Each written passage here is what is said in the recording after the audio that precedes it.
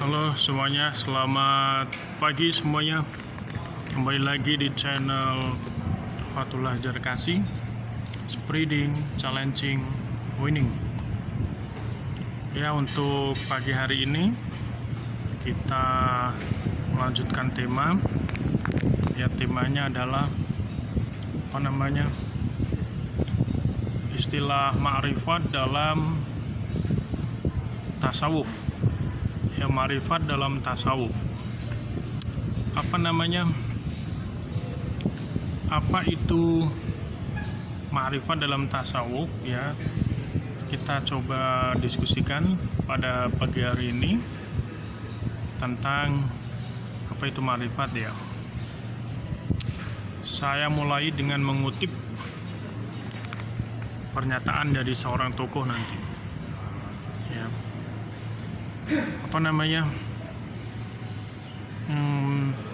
Sudah disinggung di tema-tema sebelumnya bahwa ma'rifat itu adalah ujung yang paling tinggi. Ya, nomor 1 adalah syariat, nomor 2 adalah tarikat, nomor 3 adalah hakikat, nomor 4 adalah ma'rifat. Dia ujung yang paling tinggi. Jadi harus berurutan dari syariat terus ya kan sampai ma'rifat. Kemudian saya ingin mengutip apa itu ma'rifat dari seorang tokoh tasawuf. Ya, saya lupa. Tadi saya cari sumbernya di Google, tidak ketemu. Kalau di buku ada. Saya dulu pernah belajar di kampus, ada itu sumbernya. Kalau nggak Imam siapa itu, Imam Ghazali atau pokoknya tokoh-tokoh sufi ya, itu dia menyatakan seperti itu. Al-ma'rifatu wa jismul qalbi biwasitatil wajibul wujud muttasifan bisairil kamalat. Kurang lebih seperti itu. Saya lupa ini dari tokoh siapa, yang jelas ini adalah tokoh tasawuf, seorang sufi. Dia menyatakan seperti itu. Apa artinya? Ma'rifat adalah al-ma'rifatu wa jismul qalbi, mantapnya hati. Ya, mantapnya hati, hati sudah menemukan gitu kan, jismul qalbi. Ya, cenderungnya hati biwasitotil, dengan perantara wajibul wujud.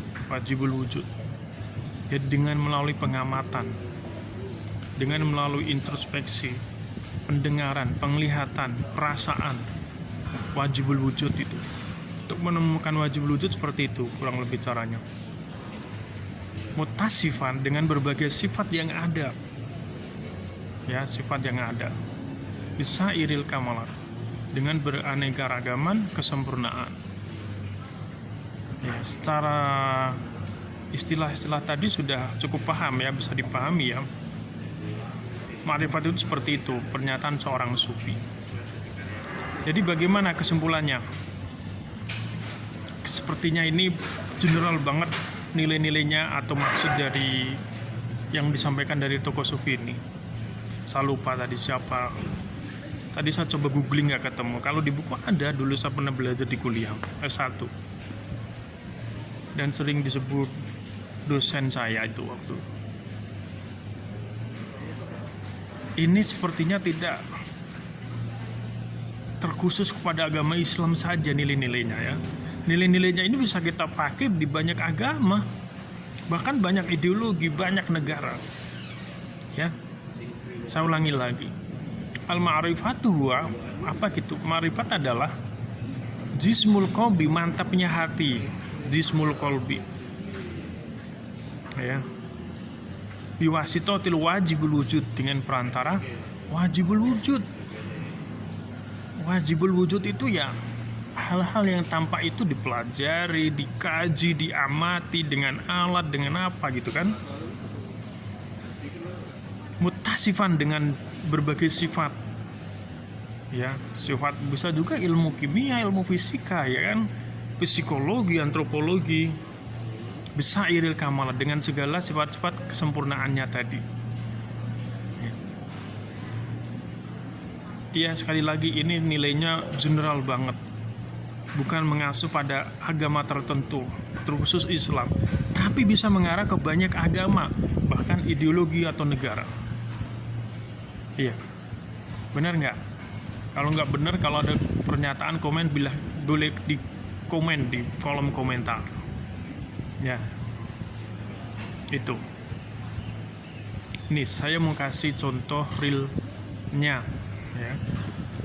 Meskipun ini adalah dalam lingkup Islam, tapi Islam harus mau mengerti hal-hal yang lain, termasuk agama-agama yang lain. Islam harus mau mengerti dan belajar dengan agama-agama lain, ya, karena semua agama punya persamaan dan perbedaan. Ya, video sebelumnya saya sudah publish. Semua agama punya persamaan dan punya perbedaan, punya kelebihan dan kekurangan. Nah, di sini kita harus mau belajar lagi. Ya, saya kasih contoh realnya di Indonesia. Kita sekarang ada di Indonesia. Kita sekarang hidup di Indonesia. Oke? Di mana kita pernah mendengar village land. Apa itu village land? Ya. Walid itu adalah seorang tokoh dari ke barat, ya, lupa saya negara mana, tapi orang barat. Dia meneliti lama di Indonesia, sehingga dari ini terkenal dengan garis Walid, yang dimana Indonesia dibagi-bagi berdasarkan wilayah dan aneka ragam jenis-jenis hewan yang hidup di dalamnya. Jadi dia Walid sudah meneliti lama di Indonesia. Ini bagian dari menuju ma'rifat. Nah, pertanyaannya, apakah Walid ini ma'rifat? Kamu boleh setuju atau enggak? Ya.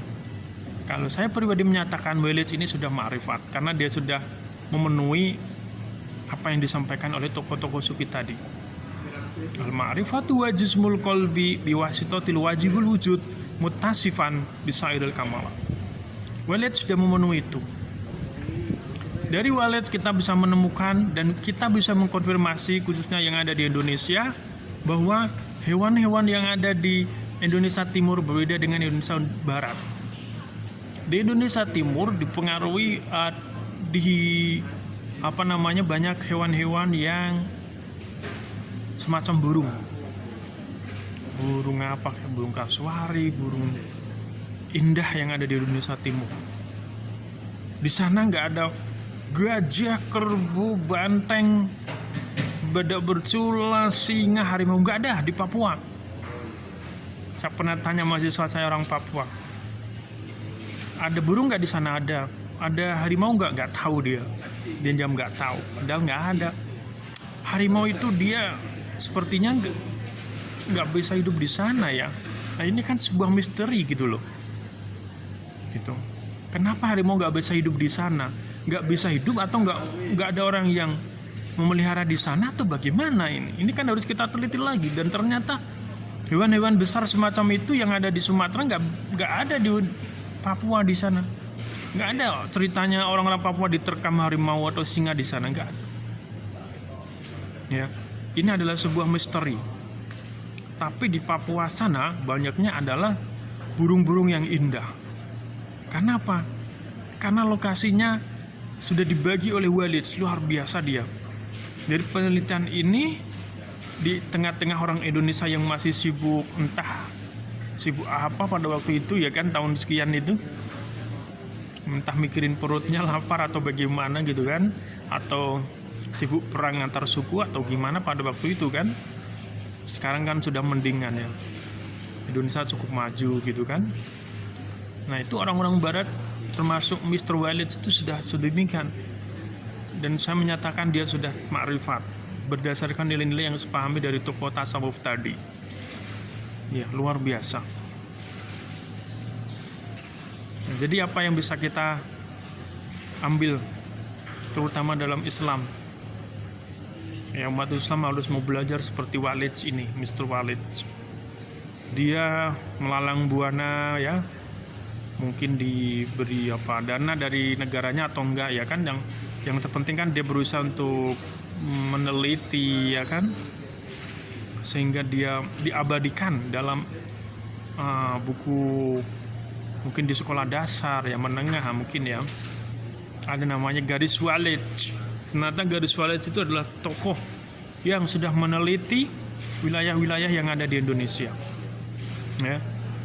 Walid itu adalah garis khayal yang membagi aneka ragam jenis-jenis hewan yang tersebar di wilayah Indonesia.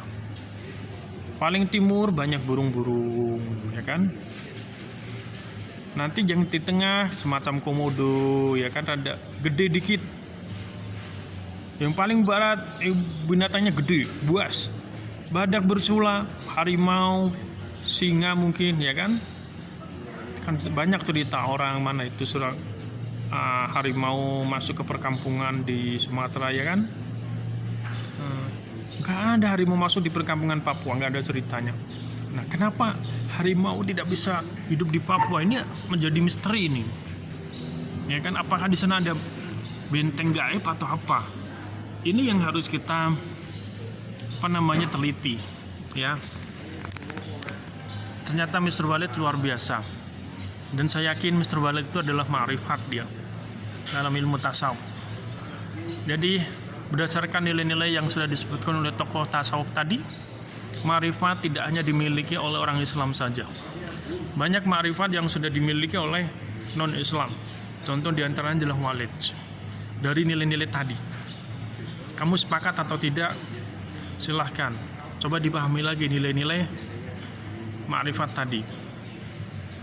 Al-ma'rifatu wa jismul qalbi biwasitatil wajibul wujud mutasifan bisa iril kamalat. Mr. Walid terkonfirmasi di situ. Mr. Walid ada nilai-nilainya dalam itu, dan masih banyak lagi tokoh-tokoh yang lain. Meskipun orang Islam ada, tapi harus mau belajar lagi terus. Ya. Jadi ma'rifat itu adalah tingkatan tertinggi setelah menepaki berbagai suluk atau perjalanan. Ya, Mr. Walid kan melakukan suluk tuh. Tadi negaranya datang ke sini Indonesia, meneliti, merenung, berpikir, ya kan, menyapa, berbicara, mengamati, sehingga bisa menemukan garis Walid itu. Di tengah-tengah orang Indonesia pada waktu itu, entah apa yang dipikirkan, tapi dia bisa mengamati itu. Ya, luar biasa sekali. Saya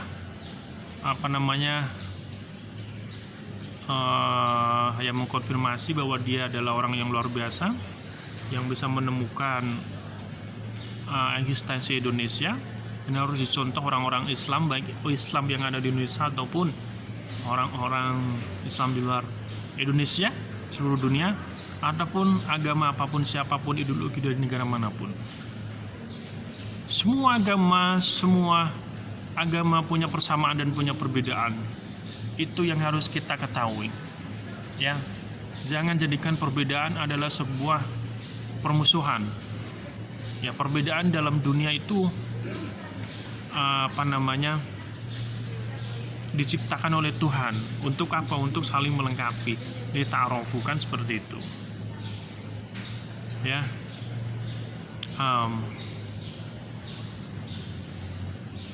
Oke.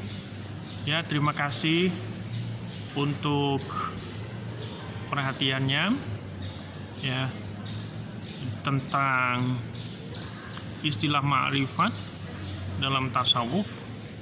Ya, jangan memahami ma'rifat itu sesuatu yang mengarah kepada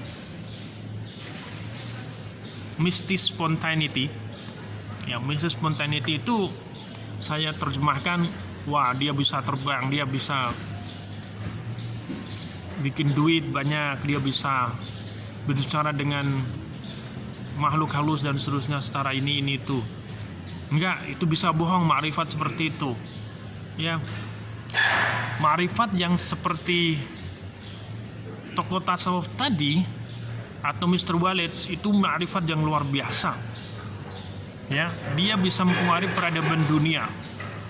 Ya, orang-orang Barat banyak yang ma'rifat.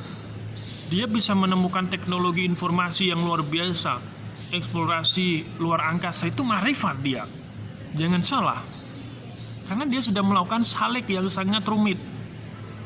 Memakai percobaan-percobaan, ya kan? Itu ma'rifat. Dia melakukan salik.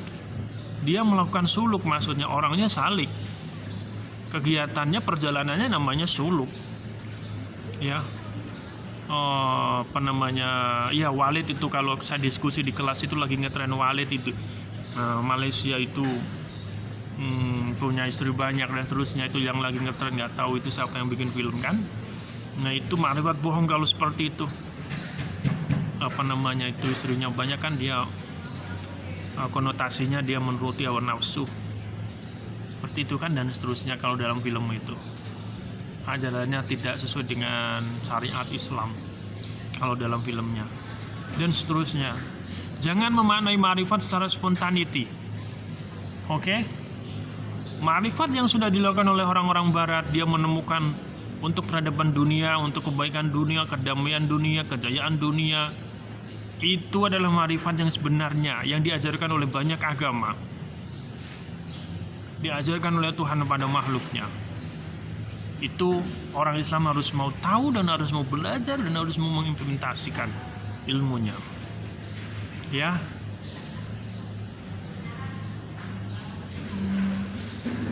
Oke.